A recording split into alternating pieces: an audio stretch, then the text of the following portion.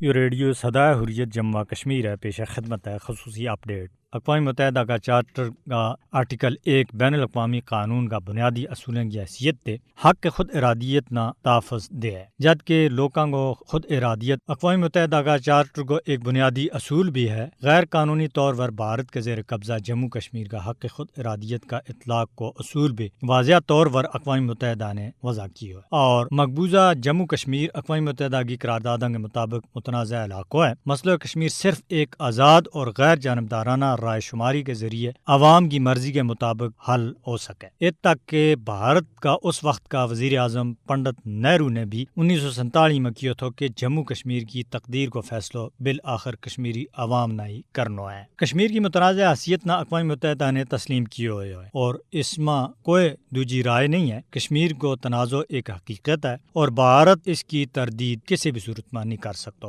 اور نہ ہی اس نہ غیر قانونی کاروائیوں کے ذریعے اقوام متحدہ کا ایجنڈا دے اٹا سکے۔ حقیقت یہ ہے کہ بھارت کی بالادست ذہنیت اس گل نہ قبول کرن میں رکاوٹ ہے کہ جموں کشمیر ایک متنازع علاقہ ہے۔ بھارت نے اگرچہ 5 اگست 2019 نے جموں کشمیر کے متعلق خصوصی آرٹیکل 370 نہ منسوخ کر گئے تمام بین الاقوامی قوانین اور معاہدوں کی خلاف ورزی کی ہے، مگر بھارت کا 5 اگست کا غیر قانونی اقدامات تے یہ حقیقت کسی بھی صورت میں بدل نہیں سکتی کہ جموں کشمیر ایک ایسا متنازع علاقہ ہے جس کا سیاسی مستقبل کو فیصلہ ہونا باقی ہے۔ مودی کی فسطائی حکومت مقبوضہ کشمیر کی کنی شناخت نہ آبادی کا تناسب میں بدلن کے ذریعے ختم کرنے کی کوشش کر رہی ہے، جڑی مقبوضہ علاقہ کے متعلق اقوام متحدہ کی قراردادوں کی سراسر خلاف ورزی ہے۔ کشمیری عوام اقوام متحدہ کی قراردادوں کے مطابق ہی مسئلہ کشمیر کو حل چاہ رہی ہے، اور اقوام متحدہ کے مطابق رائے شماری کو مطالبہ کرن پر کشمیریاں نہ بھارتی ظلم و جبر کو سامنا ہے۔ بھارت پچھلا